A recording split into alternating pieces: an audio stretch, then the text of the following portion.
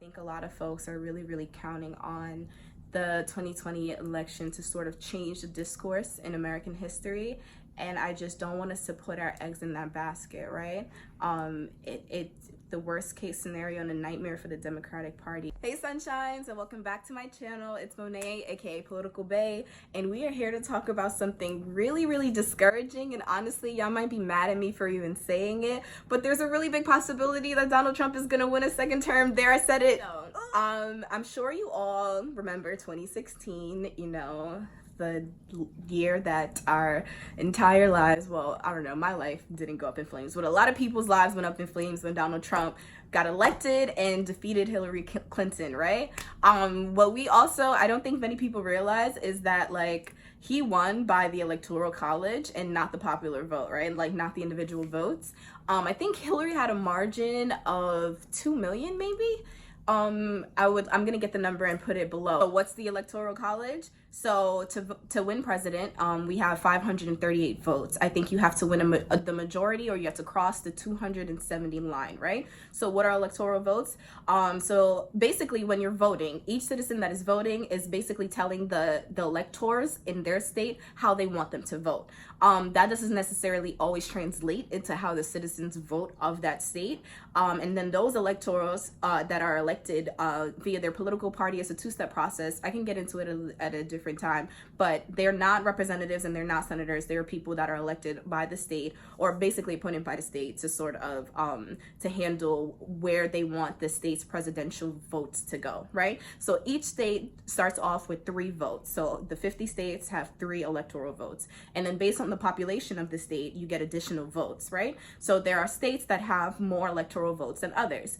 Now, a lot of activists and grassroots organizers, and for just actually, I think for the course of time, have been sort of calling for the end to the Electoral College, because a lot of its history and its use is tied to slavery, right? Because the more people that you can count into your state, the more votes that your state gets. So certain states like California, Texas, I can show you a map. I'm probably gonna put the map right here of what the electoral votes look like in the United States. So you'll see that more different states have a different amount of votes, and depending on the size of the state and the amount of people that are reported on the census, that's how many votes said state has. Good, that's the Electoral College. Now, how does this factor into Donald Trump winning a second term? Like I said, we all remember in 2016 that Hillary won the popular vote. However, Donald Trump won the Electoral College, and the numbers are here. Hillary, Donald Trump, right? These are the popular votes. Now, the Electoral College numbers, right? Do we see how this, sort of is an unfair and not a direct use of democracy, as this country would oftentimes say that we are a democracy driven society, right? This doesn't seem too democratic that it is in direct democracy, and that's why we need to reevaluate and rethink what the Electoral College looks like. So the concentration and the sort of sweep that has happened in Congress that we're really excited about, we have freshman congresswomen and congressmen all throughout the country and things like that, but that is happening in states that don't necessarily have the most of the electoral votes, right? The places in which Donald Trump has a sort of stronghold over has a lot of the electoral vote. The list of states that will actually really determine what the presidential election is going to look like is, I believe, Arizona, Florida, Michigan, North Carolina, Pennsylvania, and Wisconsin, right?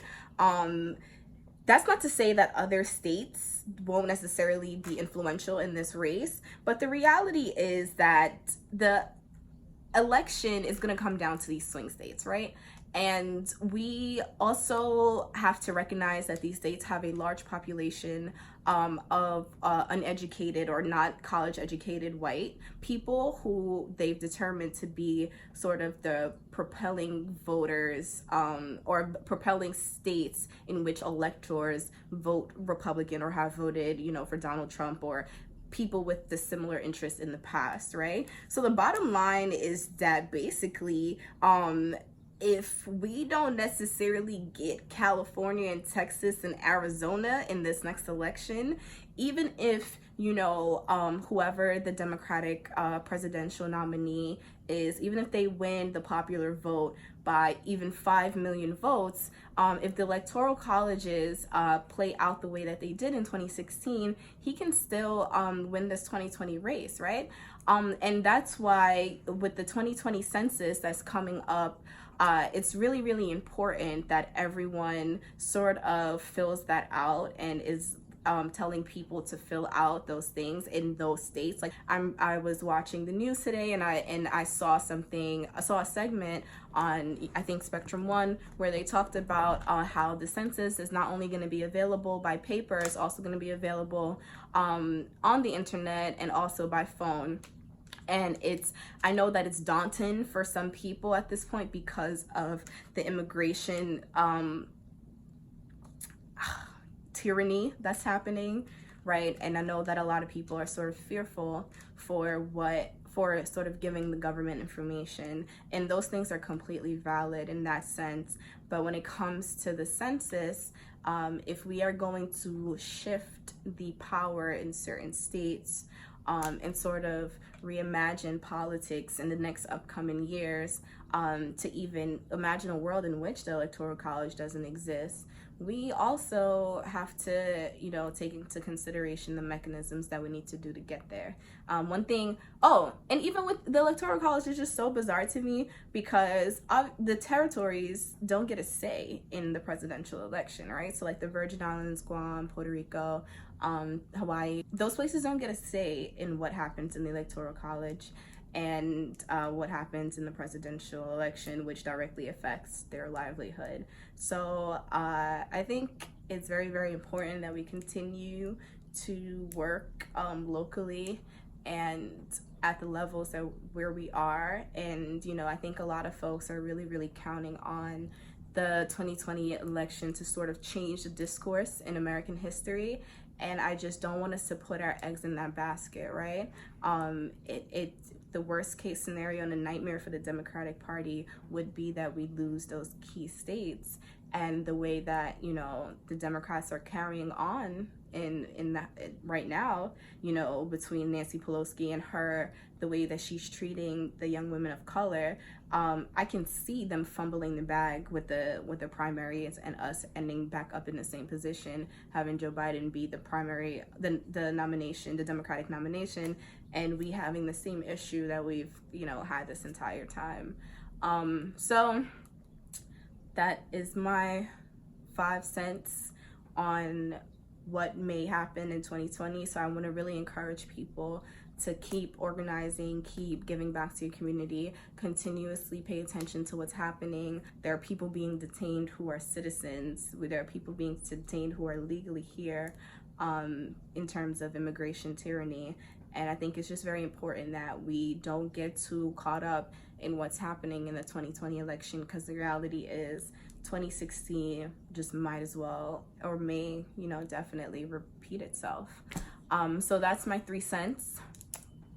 Thanks for tuning in, and like, subscribe, share. I'm gonna be more consistent. I know I say this all the time, but I got new equipment, so there's really no excuse. So yeah, remember, you are who you say you are.